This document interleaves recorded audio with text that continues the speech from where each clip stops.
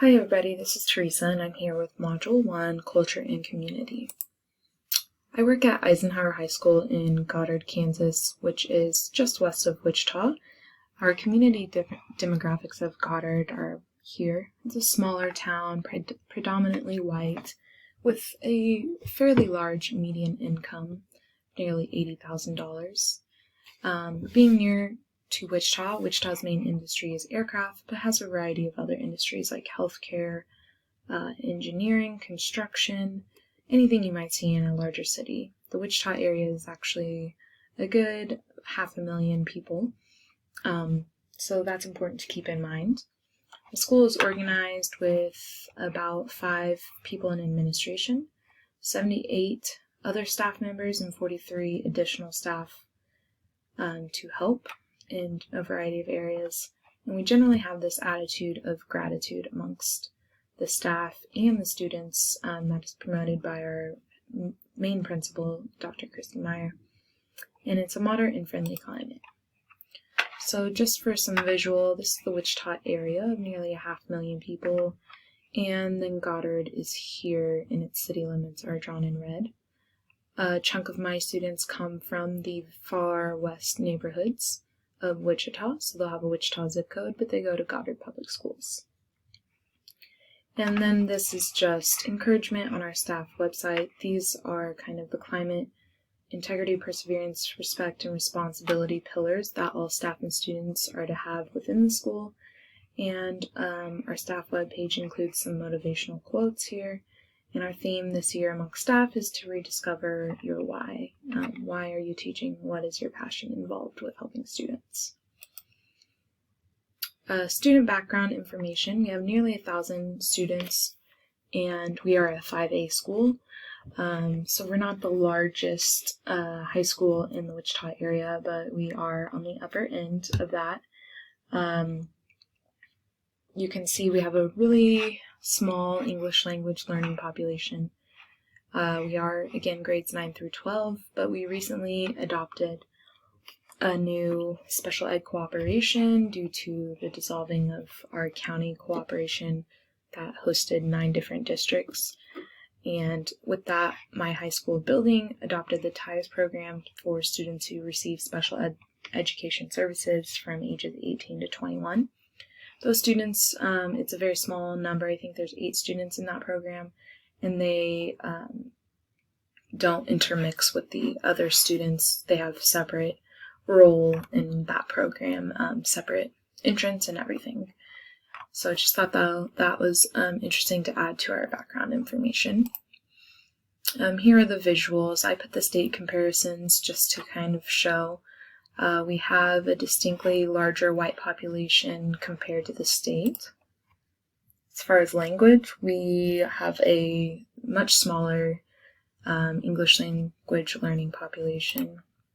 And as far as the socioeconomic status, we generally have a lot more in the non-disadvantaged category.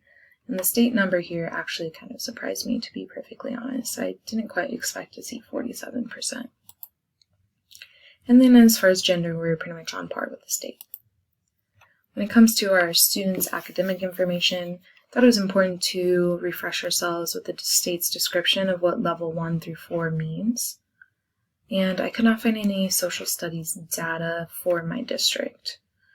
But our ACT results I also thought were important to post on there. Our building's average is 21.8, so about a point and a half above the state's. We have not very many in level 4 when it comes to reading language arts, but generally better numbers than the state. Math, we are a little more improved in our last category, science. Again, is the best one, which is encouraging from my perspective because I am a science teacher. Our students have a variety of educational options, including dual credit courses through these 2 universities in the Wichita area. We offer Project Lead the Way courses, which are problem-based learning courses, in a variety of fields, particularly in math, engineering, and science, the STEM kind of classes.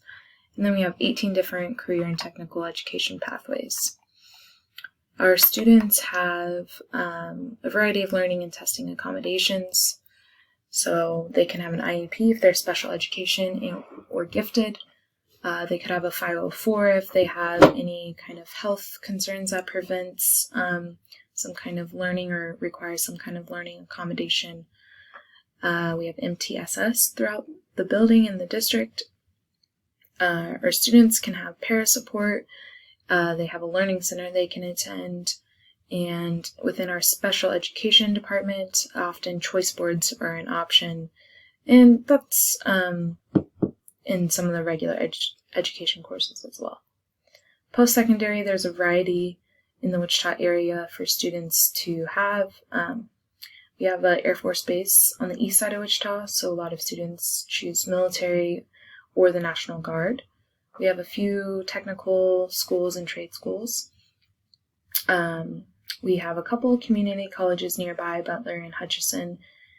For universities, there's Friends and Newman, which are private, and Wichita State, which is the public university. Or students, lastly, could enter the workforce. Like I said, aircraft is a large percentage of the workforce, and there's lots of entry-level labor positions as well. Just in general, as a reflection, Eisenhower is a large school, but in reflecting upon this week's content, our diversity is pretty low, especially compared to the state. That can provide some issues at times when you might have a slightly more diverse class. Let's say I have 24 students and I have, a good 10 of them are from a variety of backgrounds, and some of the other students aren't used to having a class quite like that. So there can be some issues there on occasion.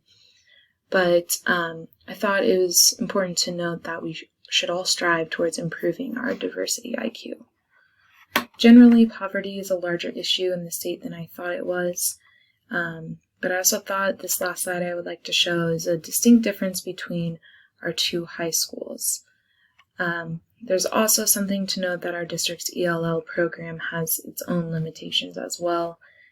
Because we don't have as many ELL students, we only have a handful of specialists in the district, and they travel between buildings.